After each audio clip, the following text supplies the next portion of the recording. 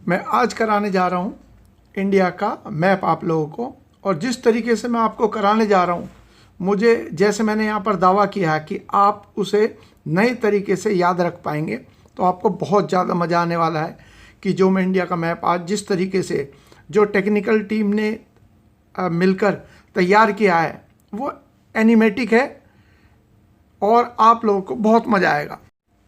आज मैं कराने जा रहा हूँ आपको इंडिया का मैप, और जिस तरीके से मैंने ये तैयार किया है और मेरी टीम ने मिलकर तैयार किया है, ये दावा मैं कर रहा हूँ कि आप इसे बिल्कुल नई तरीके से याद करेंगे और जीवन भर आपको ये याद रहेगा। ये मेरा दावा है। तो चलते हैं पॉइंट्स की तरफ, शुरू करते हैं। सबसे पहले तो मैंने ये पॉइंट दे रखा है कि यदि हम भारत की बात करें तो भारत को हम जानते हैं, भारत दुनिया का 7वां सबसे बड़ा देश है और क्षेत्रफल के आधार पर विश्व के जो 7 सबसे बड़े देश हैं उनकी लिस्ट मैंने दे रखी है, ताकि आप समझते रहें कि भारत की भौगोलिक स्थिति क्या है, ज्योग्राफिकल पोजीशन क्या है। तो पहले नंबर पर रूस, दूसरे पे कनाडा, तीसरे पे यूएसए, चौथे पे चीन, चाइना, ब्राज़ील और छठे नंबर पर ऑस्ट्रेलिया। अब साथ साथ ये भी पॉइंट देखते हुए चलें कि भारत की जो भूमि है वो दुनिया की भूमि का कितने प्रतिशत है?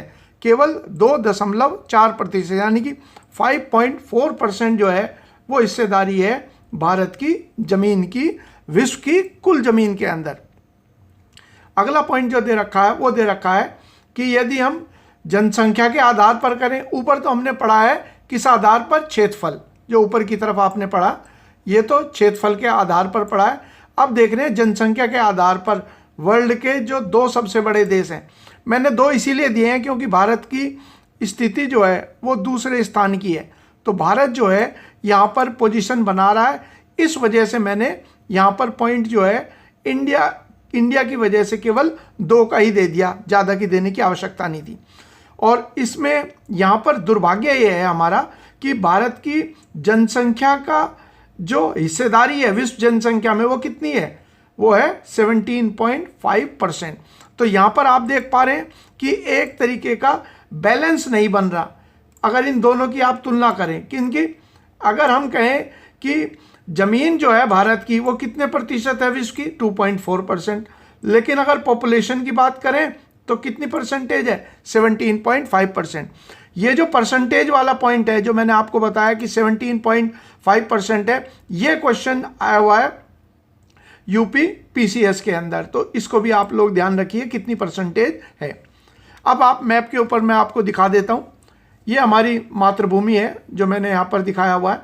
अब एक एक करके उन देशों की लोकेशन देख लीजिए, और साथ ही हम पहले ये पढ़ते हैं कि भारत की स्थिति क्या है। भौगोलिक रूप से भारत जो है वो नॉर्दर्न हेमिस्फेयर या उत्तरी गोलार्ध में पड़ता है। ये ज्योग्राफी के वर्ड्स हैं, मैं थोड़ा आपको बता देता हूँ क्या मेरा तात्पर्य है। देखिए, एक ये लाइन होती है जिसको कहते हैं विषुवत रेखा, यहाँ पर लिखा है, और इंग्लिश में इसको कहते हैं इक्वेटर। असल में हमारी जो पृथ्वी है उसको टोटल मिलाकर ये लैटिट्यूड और लॉन्गिट्यूड में डिवाइड किया गया है, जिनको कहते हैं अक्षांश और देशांतर। तो ऊपर की तरफ 90 इसके, और 0 डिग्री के नीचे भी 90। तो इस प्रकार से ये अक्षांश या लैटिट्यूड कहलाते हैं। इसके जो इस लाइन के, ये जो लाइन आपको दिखाई दे रही है, इसके जो नॉर्थ में है वो तो कहलाता है उत्तरी गोलार्ध, और दक्षिण में जो है उसे कहते हैं दक्षिणी गोलार्ध। जैसे दोनों पॉइंट दे दिए, उत्तर में जो होगा इसके वो उत्तरी गोलार्ध, और दक्षिण में जो होगा वो दक्षिणी गोलार्ध, सदर्न हेमिस्फेयर, नॉर्दर्न हेमिस्फेयर।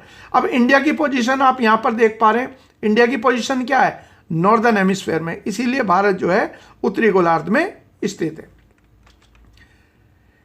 दुनिया में जैसे हमने कहा कि सबसे बड़े जो देश हैं क्षेत्रफल के आधार पर वो कौन से हैं? सबसे पहला नंबर जो है वो है रशिया का, और इसकी जो क्षेत्रफल है इसका विस्तार जो है दोनों महाद्वीपों में है, यूरोप और एशिया में।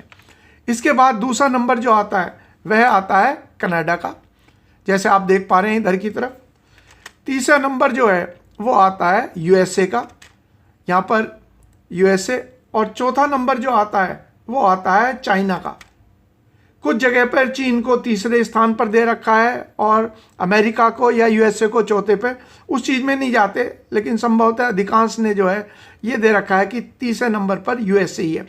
और पाँचवें नंबर पर कौन सा है? पाँचवें नंबर पर है ब्राज़ील। छठे नंबर के ऊपर कौन ये देश है? जिसे कहते हैं ऑस्ट्रेलिया। और सातवें नंबर पर जो है ये है हमारी मातृभूमि। या इसीलिए मैं ये सारे के सारे आप लोगों को ये कंट्रीज करा रहा था कि हमारी जो स्थिति है वो है सातवां सबसे बड़ा देश है एरिया के आधार पर। अब यहाँ पर जो भारत की स्थिति है वो देख लीजिए क्या क्या है। जैसे मैंने यहाँ पर लिखा हुआ है कि भारत की जो थल सीमा है, लैंड बॉर्डर है, इसकी लंबाई कितनी है, ये टोटल लंबाई दे दी। ये हमारे लिए इतना इम्पोर्टेंट नहीं है, ये इम्पोर्टेंट है कि कुल कितने देशों के साथ में सीमाएं लगती है। तो भारत सरकार के अनुसार हमारी जो सीमाएं हैं वो 7 देशों के साथ में लगती है। और इसके अलावा भारत की जो समुद्री सीमा है उसकी कितने किलोमीटर लंबाई है? तो समुद्री सीमा की लंबाई जो है वो है हमारी 75, लगभग 7500 ही कह लीजिए आप, 7500। ये असल में ये वाला पॉइंट दे रखा है। अगर हम यहाँ से शुरू हों गुजरात से और नीचे कन्याकुमारी होते हुए और फिर जाएं हम बंगाल तक, बे ऑफ बंगाल तक, ये सारा हिस्सा, और साथ में हम मिला लें जितने हमारे द्वीप हैं, जैसे अंडमान निकोबार इधर है या लक्षद्वीप है, तो कुल मिलाकर जो लंबाई बैठती है लगभग 7500 किलोमीटर की लंबाई बैठती है। ये तात्पर्य है जो इसके अंदर बताया जा रहा। इसके बारे में भी, क्योंकि मुझे आप लोगों को जो इंडिया का मैप मैं कराऊंगा तो उसके अंदर मैं और भी डिटेल से आगे आपको बताऊंगा। अब इसके साथ साथ मैं अगला पॉइंट दे दिया कि अगर हम भारत की बात करें तो अगला पॉइंट ये दे दिया कि भारत की जो सीमाएं हैं वो सीमाएं किस किस देश के साथ में लगती हैं।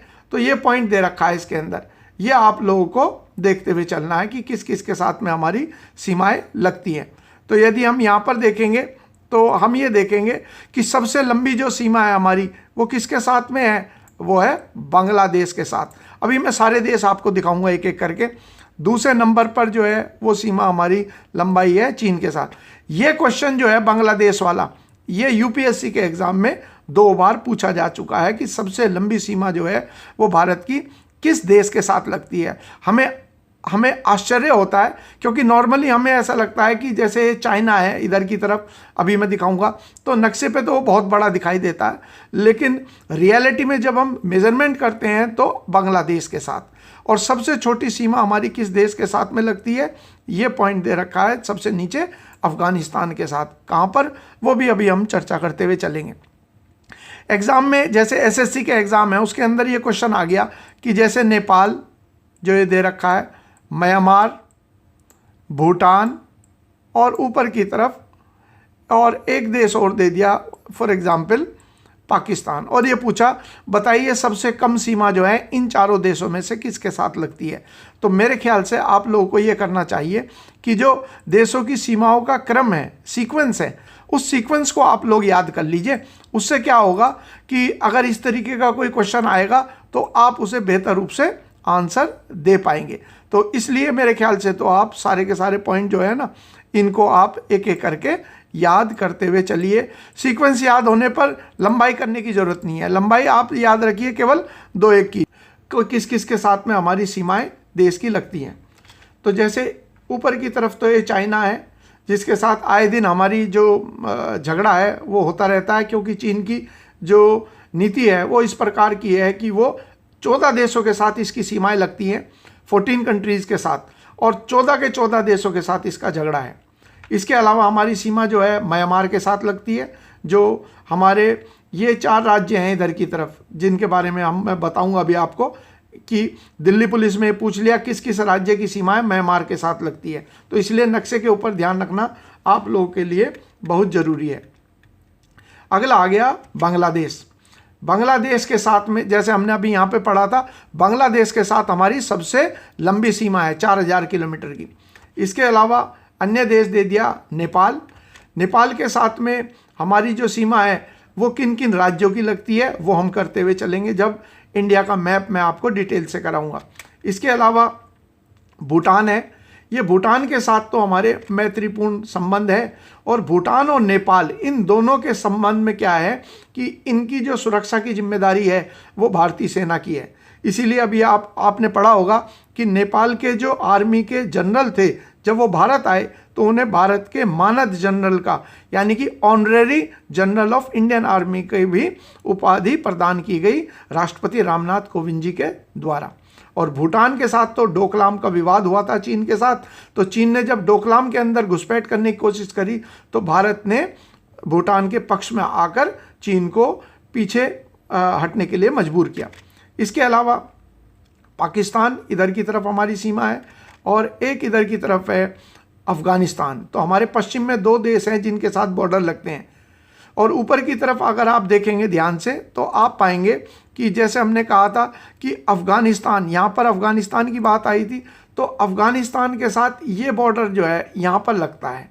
हालांकि ये अब पाकिस्तान के अधिकार में है, लेकिन क्योंकि सरकारी तौर पर हम इस पूरे हिस्से को, पूरे के पूरे कश्मीर को अपना दिखाते हैं, इसीलिए ये हिस्सा है जहाँ पर अभी भी हमारा बॉर्डर लग रहा है। इसीलिए जब हम बॉर्डर की बात करते हैं तो हम जो है ये कहते हैं कि अफ़गानिस्तान के साथ हमारा बॉर्डर जो है वो लगता है, इसीलिए हम करते हैं ये हिस्सा है जहाँ पर हमारी सीमाएं उसके साथ में लगती हैं।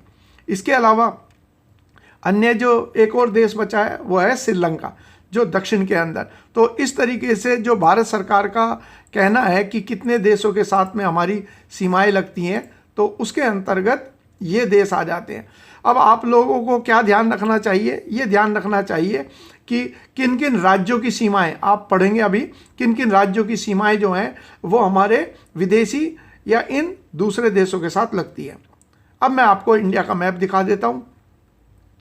ये जैसे इंडिया का मैप आप देख रहे हो, इसके अंतर्गत मैं आप लोगों को ये कराना चाह रहा हूँ कि जो इंडिया की जो स्थिति है उस चीज़ को मैं आप लोगों को इसके अंदर बताना चाह रहा हूँ।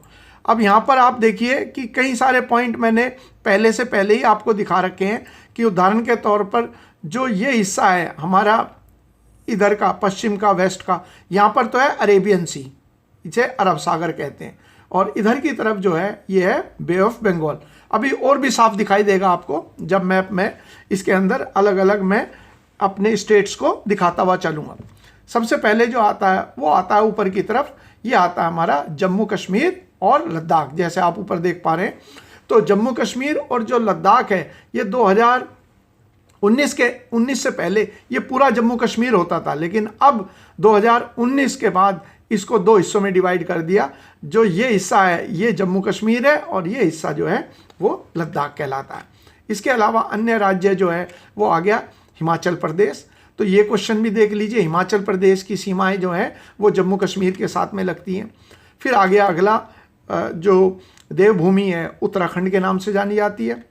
इसके साथ ही ये बॉर्डर स्टेट है हमारा पंजाब के नाम से जाना जाता है। इसके साथ सटा हुआ है हरियाणा राज्य, और ये इन दोनों की एक ही राजधानी है और ये कहलाती है चंडीगढ़। क्योंकि जब इनका बंटवारा हुआ, पंजाब से हरियाणा को अलग किया गया, तो उस समय जो झगड़ा था कि ये चंडीगढ़ किसको मिलेगा, इस विवाद को निपटाने के लिए इसे यूनियन टेरिटरी या संघ शासित प्रदेश का दर्जा दे दिया गया और हरियाणा और पंजाब दोनों की ही एक कैपिटल बना दी गई। इसके अलावा हमारी उत्तर प्रदेश है जिसकी जनसंख्या जो है विश्व के अधिकांश देशों से सबसे ज़्यादा है, और अगर जनसंख्या की बात करें तो दुनिया के अंदर जो छठा देश है वो उत्तर प्रदेश हो सकता है यदि हम जनसंख्या की बात करें। इसके अलावा ये हमारी कैपिटल है जो दिल्ली के नाम से जानी जाती है। यहाँ पर मैंने दिखाया, लिखा नहीं मैंने इसको क्योंकि बहुत छोटी सी जगह बची हुई थी, इसीलिए मैंने छोड़ दिया।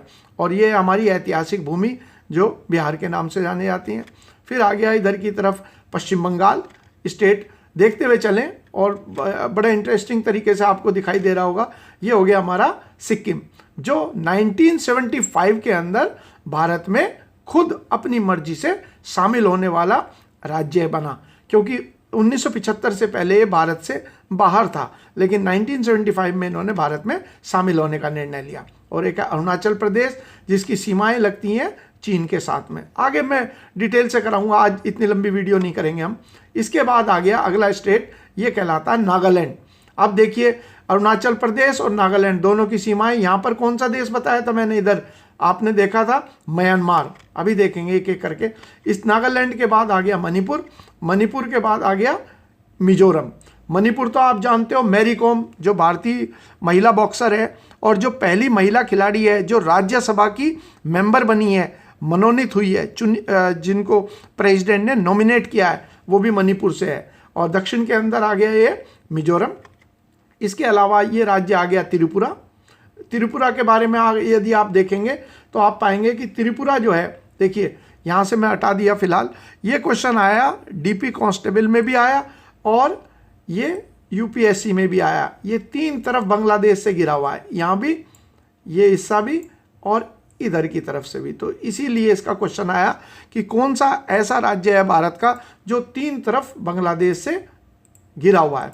इस तरीके मैप को करने का हमारा बेनिफिट जो है यही है कि इस तरीके से हम लोग आसानी से जो है उन क्वेश्चंस को कर सकते हैं जो रटने में नहीं आते। ये त्रिपुरा जैसे मैंने बताया। इसके बाद अगला राज्य आ गया मेघालय।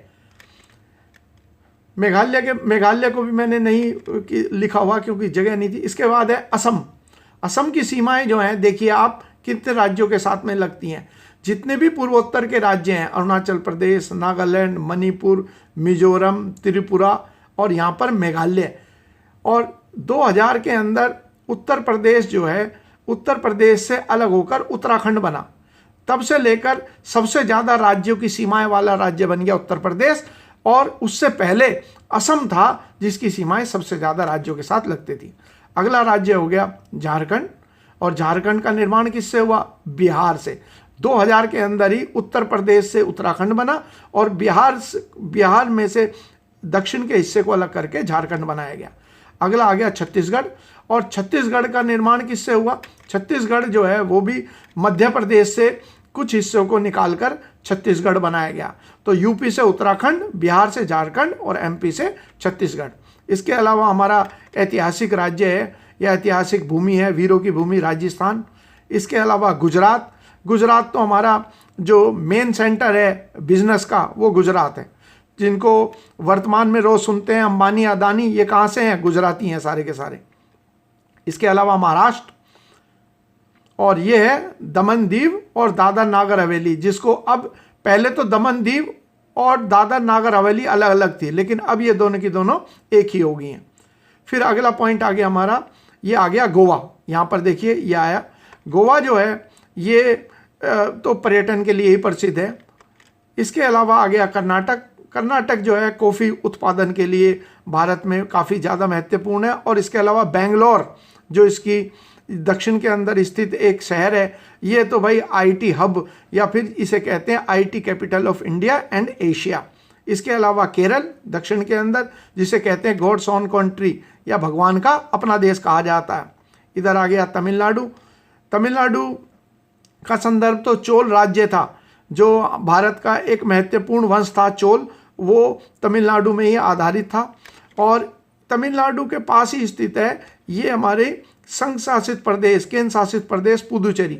पुदुचेरी की स्थिति आप देखिए क्या क्या है, जो मैं एक बार और थोड़ा सा मैं आंध्र प्रदेश और दिखा दूं, फिर मैं क्वेश्चन पे आ जाता हूं। देखिए क्वेश्चन आया एसएससी के एग्जाम के अंदर, ये पूछा गया कि भारत की पुदुचेरी की सीमाएं जो हैं किस राज्य से नहीं लगती। तो पुदुचेरी का कुछ हिस्सा जो है वो आंध्र प्रदेश में, ऊपर की तरफ देखिए। दो हिस्से इसके ऐसे हैं जो तमिलनाडु में है, ये देखिए। और एक हिस्सा इसका माहे कहलाता है, ये है केरल में। देख लीजिए मैप, इसमें एरो से भी आपको दिखाई दे रहा। तो इस प्रकार से वहां पर विकल्प क्या दे रखा था? ये कर्नाटक दिया हुआ था। और ये पूछा गया बताइए किसके साथ सीमाएं नहीं लगती। तो हम कह सकते हैं, हम कहेंगे केरल के साथ लगती है, यहाँ पर तमिलनाडु के साथ लगती है, आंध्र प्रदेश के साथ लगती है, परंतु कर्नाटक जो है या कोई अन्य विकल्प वो दे दे, वो विकल्प जो है वो हमारे लिए सही उत्तर होगा कि उससे सीमाएं इसकी नहीं लगती। साथ ही साथ यदि ये क्वेश्चन आता है कि ये बताइए कि इसकी कौन सा ऐसा भारत का एडमिनिस्ट्रेटिव एरिया है जिसके चारों जिले जो हैं वो अलग अलग स्थित हैं, तो हमारा फिर उत्तर होगा कि चारों जिलों की सीमाएं नहीं लगती। एक आंध्र प्रदेश में है, 2 तमिलनाडु में, वे भी दूर दूर हैं, और केरल वाला भी काफ़ी दूर है। इस तरीके से हम ऐसे क्वेश्चनों के आंसर जो है वो हम मैप की मदद से ही दे सकते हैं, जिनका मैं बार बार आपको जिक्र कर रहा हूँ। फिर आ गया तेलंगाना। तेलंगाना जो है आंध्र प्रदेश से अलग काट कर बनाया गया और ये 2014 में बनाया गया था। इसके अलावा ओडिशा, जहाँ से आए दिन आप सुनते रहते हो कि हमने अग्नि मिसाइल का परीक्षण किया, और अभी जब मैं रिकॉर्डिंग कर रहा हूँ तो अभी हमारे यहाँ भुवनेश्वर के अंदर चल रहा है junior mains world cup hockey का आयोजन किया जा रहा है ओडिशा कैपिटल के अंदर। तो ये हमारे राज्य हैं। इसके अलावा देखिए यहाँ पर आ गया अंडमान निकोबार इधर की तरफ, ये बंगाल की खाड़ी के अंदर या बे ऑफ बंगाल में, और इधर आएंगे अरब सागर के अंदर है लक्षद्वीप। इस प्रकार से मैंने आज आपको राज्यों का ब्यौरा कर दिया है, और बड़े इंटरेस्टिंग वे के अंदर और बहुत मेहनत करके आपको ये 15-20 मिनट की जो वीडियो है, आप ये मान लीजिए इसको बनाने के लिए पूरा समय ही लगता है।